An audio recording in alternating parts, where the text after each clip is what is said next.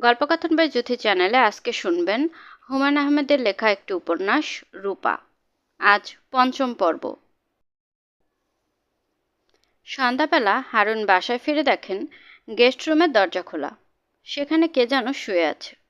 বাইরে থেকে জুতা দেখা যাচ্ছে। জুতা পায়ে বিছানায় শোয়া। আশ্চর্য তো। হারুন বললেন, গেস্ট রুমে কে ঘুমাচ্ছে? মলিনা বলল, ভাইজান ঘুমাইতেছে।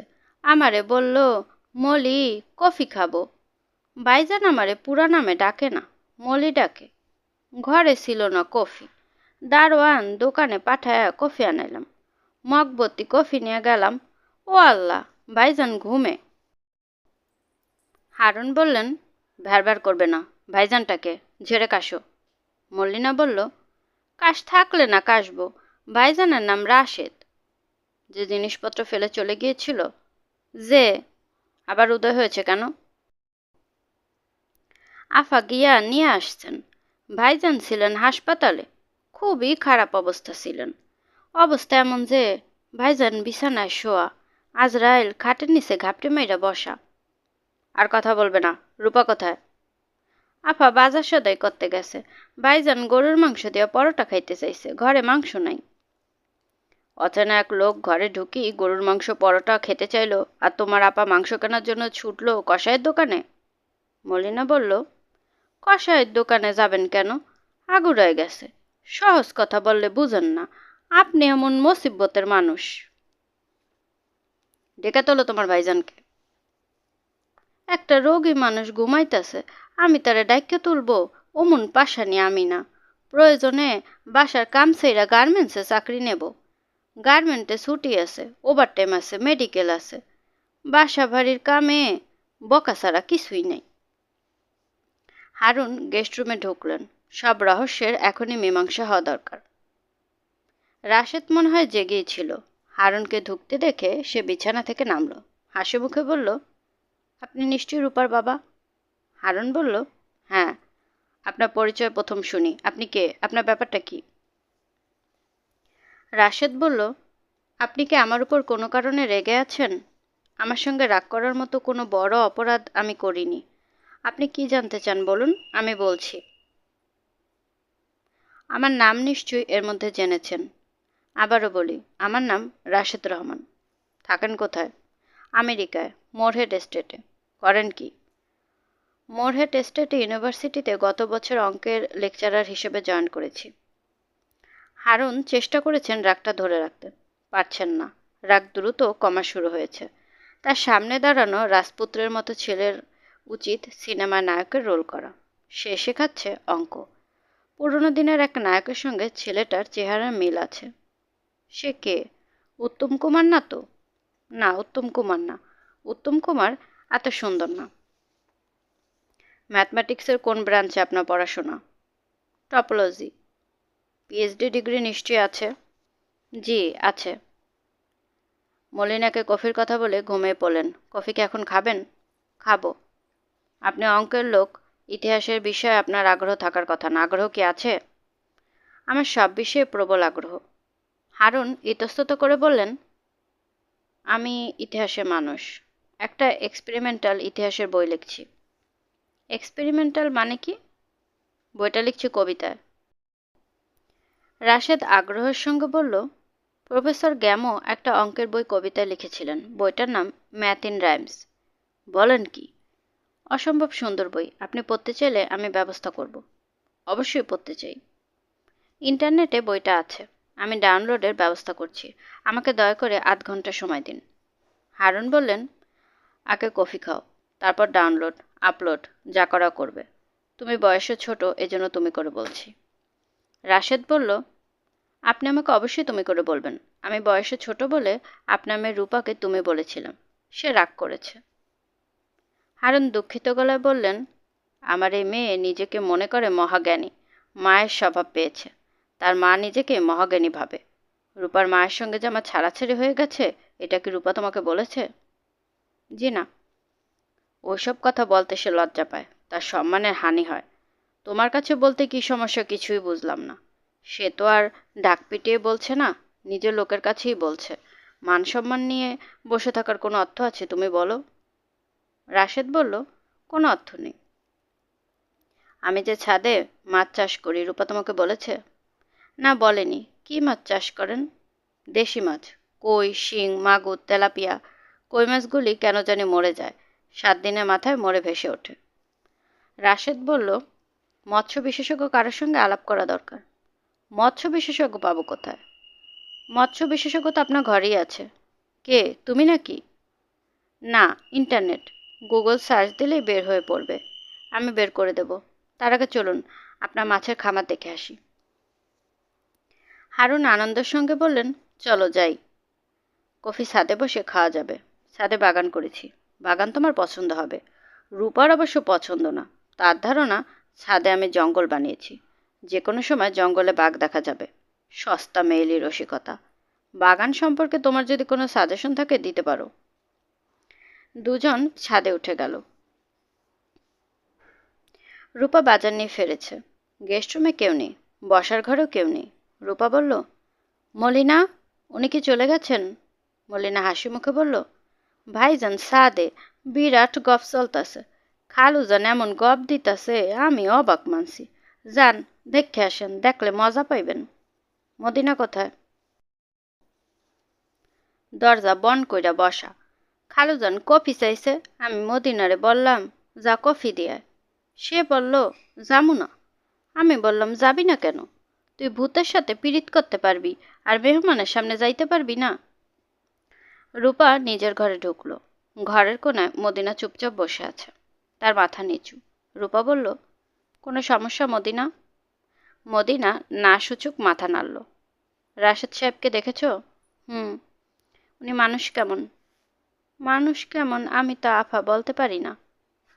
মদিনা, তোমার সঙ্গে আজ রাতে আমি আলাদা করে বসবো।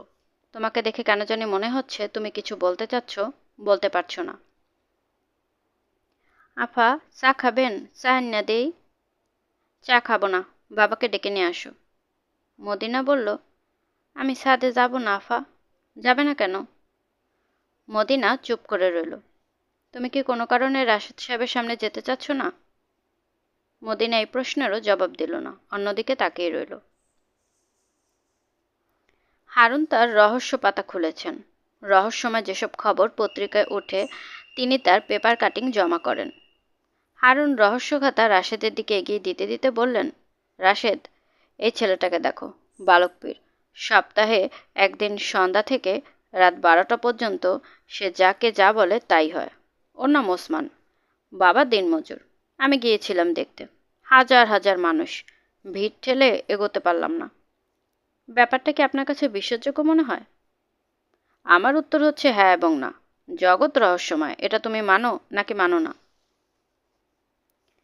রাশেদ বলল, আমার উত্তরও হ্যাঁ এবং না, একই সঙ্গে রহস্যময় আবার রহস্যময় না।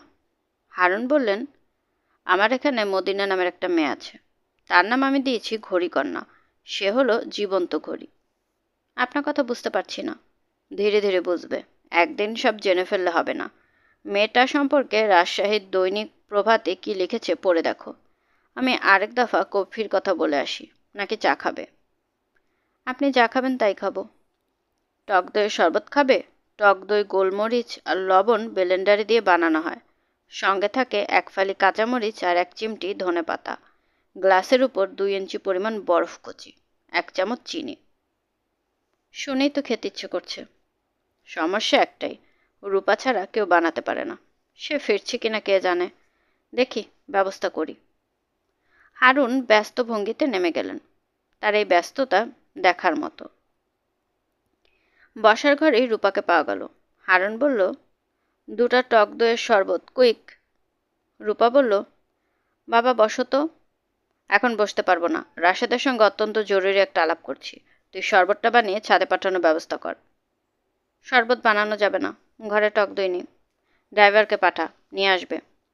রূপা বলল, বাবা তুমি বসো, তোমার সঙ্গে আমার জরুরি কথা আছে। রাশেদ সাহেবের সঙ্গে আলাপের চেয়েও আমারটা জরুরি। বল। তুমি বসো, তারপর বলবো। তুই এত ঝামেলা করিস কেন? জরুরি কথা বসে শুনতে হবে? অতি জরুরি কথা শুয়ে শুনতে হবে? আচ্ছা, যা বসলাম। রূপা বলল, বাবা শোনো, রাশেদ নামের মানুষটাকে আমরা কেউ চিনি না, তার বিষয়ে কিছুই জানি না। তুমি প্রথম দেখাতেই তাকে কোলে নিয়ে বসে আছো, এটা কি ঠিক হচ্ছে? হারুন বললেন, কোনো একজন মানুষকে আমার পছন্দ হতে পারবে না? 5 মিনিটের পরিচয় হতে পারবে না, 50 বছরের পরিচয় লাগবে। তোর মার সঙ্গে 11 বছরের পরিচয় ছিল, তাকে চিনতে পেরেছি? বাবা, তুমি লজিক গোলমাল করে ফেলছো। আমাকে লজিক শিখাবি না, স্টুপিড মেয়ে। রেগে না গিয়ে আমার কথা মন দিয়ে শোনো। তুমি উঁচুতারে বাঁধা একজন মানুষ। কাউকে অতি দ্রুত পছন্দ হওয়া এবং অতি দ্রুত অপছন্দ হওয়া তোমার চরিত্রের অংশ। এটা ঠিক না।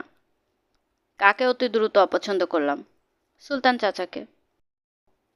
যে ছাগলা একটা কথা 4বার করে বলে, তাকে অপছন্দ করতে পারবো না? তার এই স্বভাবের পরেও তার সঙ্গে তোমার গভীর বন্ধুত্ব ছিল। পরপর 2 দিন না দেখলে তুমি অস্থির হয়ে যেতে। মূল কথাটা বল। রাশেদের সঙ্গে আমি কথা বলতে পারবো না, এটাই তো মূল কথা। মূল কথা হচ্ছে, তোমার ভোলাটাইল নেচার চট করে অপরিচিত একজনকে দেখিও না, যে তোমার নেচার বুঝতে পারবে না, তোমাকে নিয়ে মনে মনে হাসবে, আমোদ পাবে। তোমার কর্মকাণ্ডে কেউ আমোদ পাবে, এটা আমার পছন্দ না। হারুন উঠে দাঁড়ালেন, কঠিন গলায় বললেন, তুই কি মনে করে অচেনা অজানা একজনকে বাড়িতে এনে তুলছিস সেটা বল। তুই নিজেই তো তাকে এ বাড়িতে কোলে করে এনেছিস, আমি আনিনি। রূপা বলল, বাবা, উনি আমার উপর রাগ করে বাড়ি থেকে বের হয়ে ঝড় বৃষ্টিতে পড়ে অসুস্থ হয়ে হাসপাতালে ছিলেন। আমি অপরাধ বোধ থেকে তাকে এ বাড়িতে এনেছি।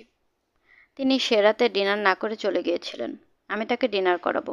তিনি যে ঠিকানায় যেতে গিয়ে ভুল করে আমাদের বাড়িতে এসেছিলেন, আমি নিজে তাকে সেই ঠিকানায় পৌঁছে দেব। রাতে ডিনারের পরপর এই কাজটা করা হবে। এত দেরি করে লাভ কি? এখনই লাথি দিয়ে বের করে দে। যেখানে জিনিস সেখানে চলে যাবে। বাবা, তুমি আবার ছেলে মানুষই শুরু করেছ। হারুন বললেন, আমি ছেলে মানুষ তাই ছেলে মানুষই করছি। তুই বুড়ি, তুই করবি বুড়ি মানুষই। যা, আমি তোর সঙ্গে বাস করব না। কোথায় যাবে? বনে জঙ্গলে চলে যাব, গাছের ডালে ঝুলে থাকবো, ক্ষুধা লাগলে গাছের পাতা খাবো। হারুন হনহন করে সদর দরজা খুলে রাস্তায় নেমে গেলেন। রূপা দীর্ঘশ্বাস ফেলে রাতের ডিনারের আয়োজন করতে গেল। রাশেদ নামের মানুষটার মাংস পরোটা খেতে মন চাইছে। ঝাল মাংস, সঙ্গে বিস্কিটের মতো পরোটা। ছাদে আলো নেই। বাড়ির চারপাশে গাছপালার কারণে অন্ধকার গাঢ় হয়েছে। রাশেদ চৌবাচ্চার পাশে বসেছিল, টক দইয়ের শরবতের অপেক্ষা। হারুন ফিরছেন না। মনে হয় শরবত বানানোর প্রক্রিয়া জটিল, সময় লাগবে। রূপার বাবাকে রাশেদের ভালো লেগেছে। তার নিজের বাবা খানিকটা এরকমই ছিলেন। রাশেদের মা বলতেন, মানুষ কেমনে চিনবি বলবো? ঘোড়া চিনি কানে, রাজা চিনি দানে, মেয়ে চিনি হাসে, পুরুষ চিনি কাশে। ভালো জাতের ঘোড়া কান দেখা চিনতে হয়। রাজা কত বড় তার পরিচয় হয় দানে। মেয়েদের চেনা যায় তাদের হাসি দিয়ে, আর পুরুষ চিনতে হয় তাদের কাশিতে। রাশেদ বলেছিল, একজন পুরুষ মানুষ কাশবে, সে কাশির শব্দে বোঝা যাবে সে কেমন পুরুষ। কাশ হইল তার গলার আওয়াজ। মানুষের গলার আওয়াজই তার পরিচয়। হারুন নামে মানুষটার গলার আওয়াজ মোটেই ভালো না, কিন্তু মানুষটা ভালো, এতে কোনো সন্দেহ নেই। রাশেদ ছাদের গাছপালা দেখছে। ছাদে বাগানের সুযোগ আমেরিকায় নেই। আমেরিকার আকাশ থেকে বরফ পড়ে, বাংলাদেশের আকাশ থেকে পড়ে বৃষ্টি। গাছপালার প্রাণদায়িনী বৃষ্টি। ড্রাম কেটে একটা কাগজি লেবুর গাছ লাগানো হয়েছে। গাছ ভর্তি লেবু। কি সুন্দর দৃশ্য! গাছটার একটা ছবি তুলে রাখা দরকার। গাছ নিয়ে রাশেদের মাঠ ছড়া আছে। আমড়া গাছে আম হয় না, কাঁঠাল গাছে কলা, তেঁতুল গাছে জাম হয় না, হয় না ত্রিফলা। রাশেদ গাছ থেকে একটা লেবু ছিল। Fresh lemon smell পিউরিফাইজ the heart. লেবুর ঘ্রাণ নিয়ে হৃদয় শুদ্ধ করা যাক। রাশেদ ঘ্রাণ নিল। অন্ধকারে ছাদে ঘুরছেন? এই যে রুফ গার্ডেন সুইচ, বাতি জ্বেলে দে। রূপার কথায় রাশেদ হঠাৎ চমকে উঠল। কেন চমকালো সে নিজেও বুঝতে পারল না। মানুষের প্রতিটি কার্যের পেছনে কারণ থাকে। চমকানোর পেছনে কারণটা কি? এমন কি হতে পারে অন্ধকারে রূপার গলার স্বর অন্যরকম শোনাচ্ছে?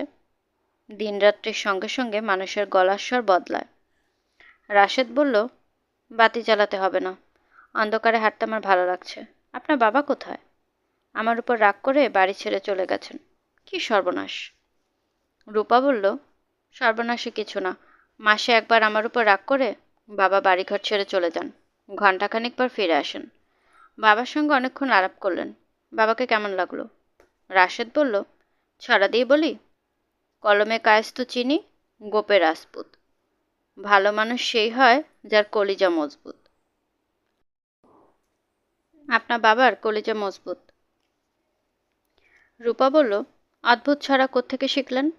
রাশেদ বলল, আমার মার কাছ থেকে। সব কিছু নিয়ে তার ছড়া আছে। রূপা বলল, আরেকটা ছড়া বলুন তো।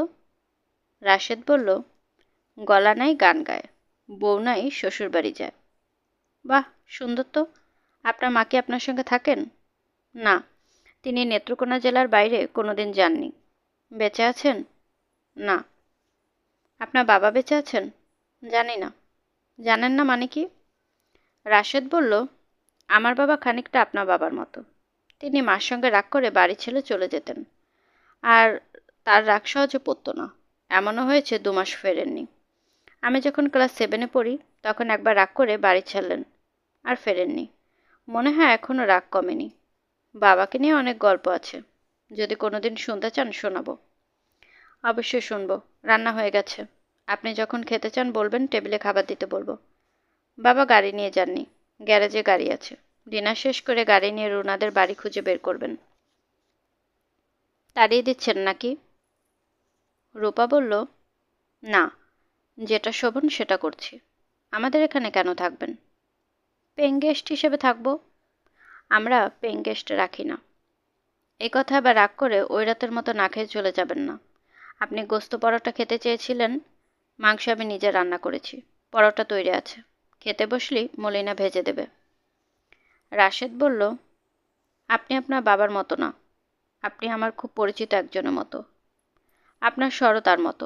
প্রথম দিন ধরতে পারিনি, আজ ধরতে পেরে চমকে উঠেছি। রূপা বলল, তার নাম কি? রূপা ব্যানার্জি? রাশেদ অবাক হয়ে বলল, কিভাবে বললেন? রূপা বলল, আমি থট রিডিং জানি না। প্রথম দিনই তার কথা আপনি বলেছিলেন। মনে হয় ভুলে গেছেন। হ্যাঁ, মনে পড়েছে, আমি বলেছিলাম। রূপা বলল, যার বাসায় যাচ্ছেন রুনা যার নাম, তিনি কে? রাশেদ বলল, আমার স্ত্রী।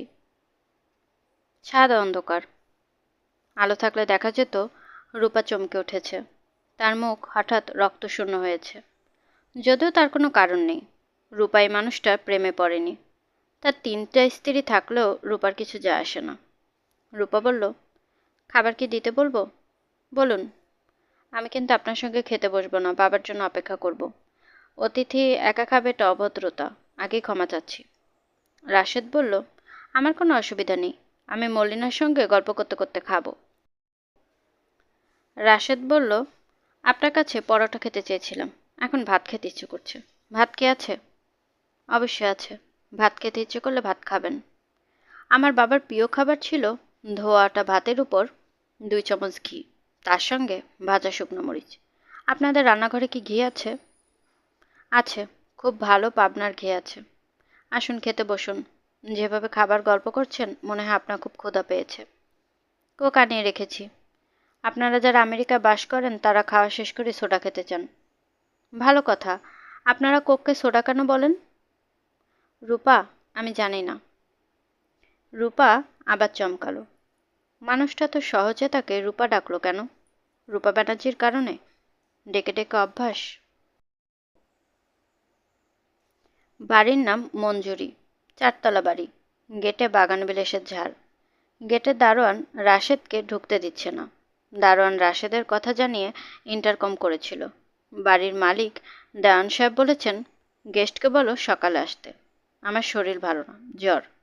রাশেদ বলল, ওনার সঙ্গে কথা না বললেও চলবে, তার মেয়ে রুনার সঙ্গে কথা বলবো। দারোয়ান বলল, আপনি অপেক্ষা করেন, আপার সাথে কথা বলে দেখি। রাশেদ অপেক্ষা করছে। রাতের আকাশে মেঘ, ঘন ঘন বিজলি চমকাচ্ছে। আজ বৃষ্টি নামলে ভেজা যাবে না। আবার হাসপাতাল, আবার দুঃস্বপ্ন। গেট খুলছে। দারোয়ান বলল, গাড়ি ভেতরে ঢুকবে না। রাশেদ বলল, আমি যে ঢুকতে পারছি এতেই খুশি। রাশেদ বসার ঘরে অপেক্ষা করছে। ঘরের সাজসজ্জা খানিকটা উগ্র, একটার সঙ্গে আরেকটার মিল নেই। পাথরের অর্ধনগ্ন নারী মূর্তির পাশে থালাভর্তি প্লাস্টিকের ফলমূল। দেয়ালে কামরুল হাসানের পেইন্টিং আছে, অতি কুৎসিত ফ্রেমে চমৎকার একটা ছবি। সমুদ্রে হাঁটু পর্যন্ত ডুবানো একটি মেয়ের ছবি। এই মেয়েটা রুনা। রুনার অনেকগুলো ছবি রাশেদের কাছে। মেয়েটার মুখ শান্ত, চোখে স্বপ্ন আছে। রুনার বাবা দেওয়ান সাহেব ঢুকলেন। রাশেদ উঠে দাঁড়ালো। তুমি রাশেদ? জি। ছবিতে দেখেছি। ছবির চেহারা এবং সামনাসামনি চেহারা এক না। বসো। রাশেদ বসল। তার কাছে দেওয়ান সাহেবকে মোটেও অসুস্থ মনে হচ্ছে না, তবে ভয়ঙ্কর বিরক্ত মনে হচ্ছে। দেওয়ান সাহেব সিগারেট ধরাতে ধরাতে বললেন, আমরা একটা ভুল করে ফেলেছি। ভুলটা আর বাড়াতে চাচ্ছি না। তোমাকে আগেই জানানো হয়েছে, তারপরও কেন এসেছো বুঝলাম না। The game is over. Rashed বলল, আমি রুনার সঙ্গে 5 মিনিট কথা বলে চলে যেতাম। তার সঙ্গে কি কথা বলবে? সে ভয়ঙ্কর আপসেট। টেলিফোনের বিয়েতে সে শুরু থেকে রাজি ছিল না, আমিও ছিলাম না। কুপরামর্শে কাজটা করেছি। ছেলে রাজপুত্র, পিএইচডি ডিগ্রি, ইউনিভার্সিটিতে পড়ায়, হট আর শেম। রাশেদ চুপ করে আছে। ভদ্রলোক প্রচণ্ড রেগেছেন।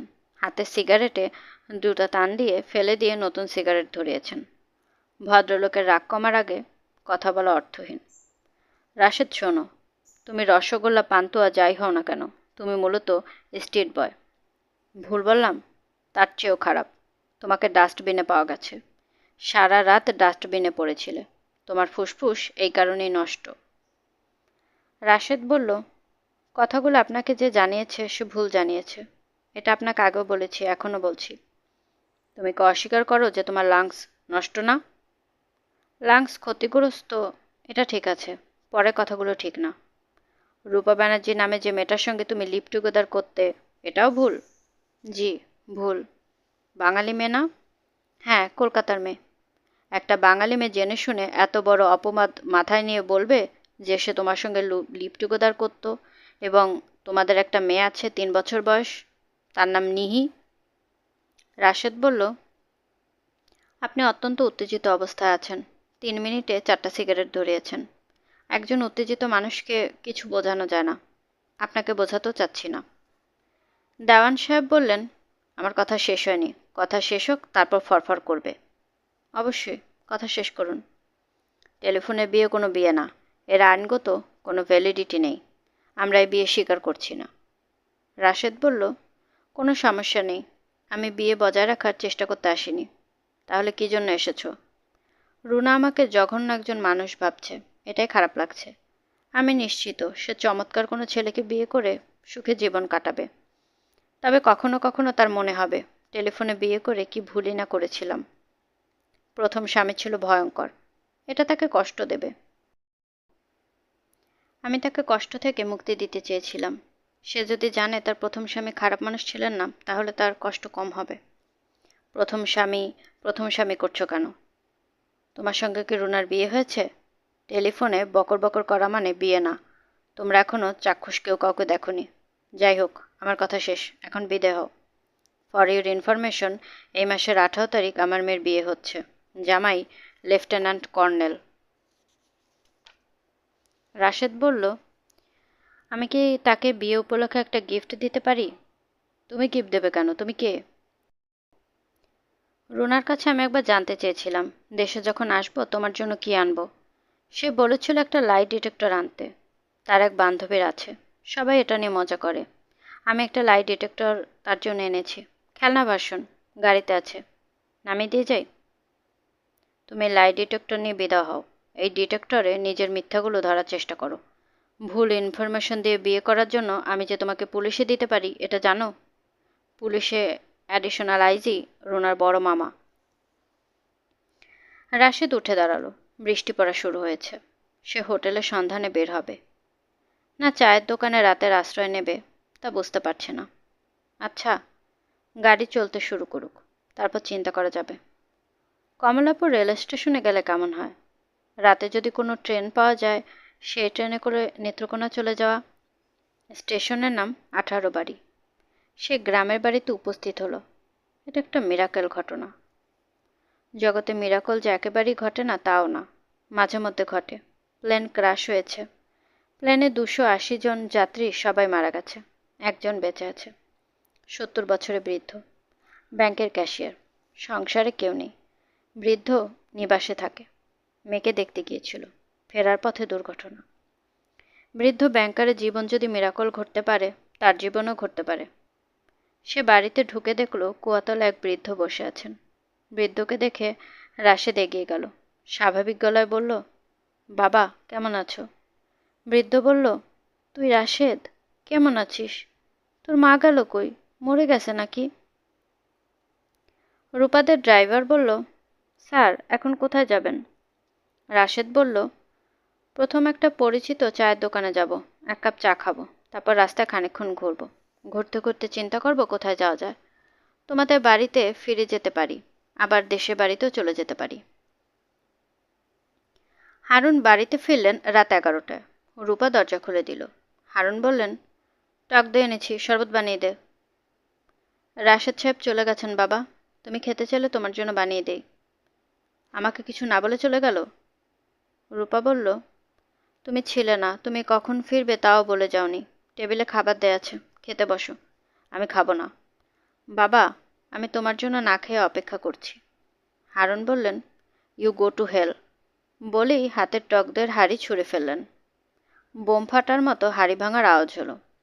মলিনা রান্নাঘর থেকে ছুটে এসে হারুনের রুদ্রমূর্তি দেখে ছুটে রান্নাঘরে ঢুকে গেল। রূপা রাতে ঘুমোতে গেল না খেয়ে। অভুক্ত অবস্থায় ঘুম আসে না। বিছানায় শোয়া মাত্র রূপার চোখ বন্ধ হয়ে এলো। সঙ্গে সঙ্গেই টেলিফোনের শব্দে ঘুম ভাঙল। শায়লা টেলিফোন করেছেন। তোর বাবা কি কাণ্ড করেছে জানিস? বাবা অনেক কাণ্ডই করে, কোনটার কথা বলছো? আজ রাতে আমার এখানে এসেছিল, তুই জানিস? না।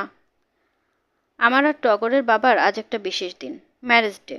আমরা ঠিক করেছি দুজনে ঘরোয়াভাবে দিনটা পালন করব। রাতে ঘরেই ক্যান্ডেলের ডিনার। এই উপলক্ষে টগরের বাবা 7,500 টাকা দিয়ে একটা শ্যাম্পেনের বোতল এনেছে ঢাকা ক্লাব থেকে। সব জলে গেছে। শ্যাম্পেন খেতে পারোনি? কিভাবে খাবো? তোর বাবা উপস্থিত। তাকে ভদ্রতা করে টগরের বাবা বলেছেন, আসুন আমাদের সঙ্গে ডিনার করুন। সে সঙ্গে সঙ্গে বসে গেছে। তার সামনে তো আর আমরা ম্যারেজ ডে সেলিব্রেট করতে পারি না। করলে অসুবিধা কি? বাবা তোমার আনন্দ শেয়ার করত। অন্যের আনন্দ বাবার মতো কেউ শেয়ার করতে পারে না। তোমাদের ডিনারে মেনু কি ছিল? খাবার এসেছে ঢাকা ক্লাব থেকে, চিকেন স্টেক, দেশি কাদায় প্রন, বিফ আইটেম ছিল। ঘটনা শোন, চিকেন স্টেক এসেছে 2টা, মানুষ 3জন। এখন আমি যদি আমারটা দিয়ে দিই, টগরের বাবা অন্য কিছু ভেবে বসতে পারে। সমস্যাটা বুঝতে পেরেছিস? সমস্যার সমাধান করলে কিভাবে? টগরের বাবা সমাধান করলো। সে বলল, আমাকে চিকেন স্টেক কেন দিয়েছ? আমি ব্রয়লার চিকেন খাই না। সঙ্গে সঙ্গে বেকুবটা বলল, আমাকে দিয়ে দিন, ব্রয়লার চিকেন আমার সমস্যা নেই। রূপা বলল, মা শোনো, আমি জানি বাবা বোকা, কিন্তু তোমার মুখ থেকে বেকুব শব্দটা শুনে খারাপ লাগছে। আমি বাবাকে সামলাবো, সে যেন আর কখনো তোমাকে বিরক্ত না করে। আমি টেলিফোন রাখছি, আমার মনটা ভালো না। মন ভালো না কেন? রূপা জবাব না দিয়ে টেলিফোন রাখল। বাবা খেয়ে এসেছে, কাজেই তার না খেয়ে রাত পার করার সমস্যা কিছু নেই। সে গলা উঁচিয়ে ডাকল, মদিনা, জেগে আছো? জি আফা। খাবার গরম করো, আমি খাবো। মলিনাকে ডেকে তুলবে না, সে বকবক করে মাথা ধরিয়ে দেবে। পরোটা ভেজে দিতে পারবে না? পারবো। আমি শুয়ে থাকবো, সব কিছু রেডি করে আমাকে খবর দেবে। যদি দেখো আমি ঘুমিয়ে পড়েছি তাহলে আর ডাকবে না। রূপা খেতে বসেছে। পাশেই মদিনা দাঁড়িয়ে আছে, আগ্রহ নিয়ে রূপার খাওয়া দেখছে। সে হঠাৎ রূপাকে চমকে দিয়ে হাসি মুখে বলল, ভূতটা চলে গেছে।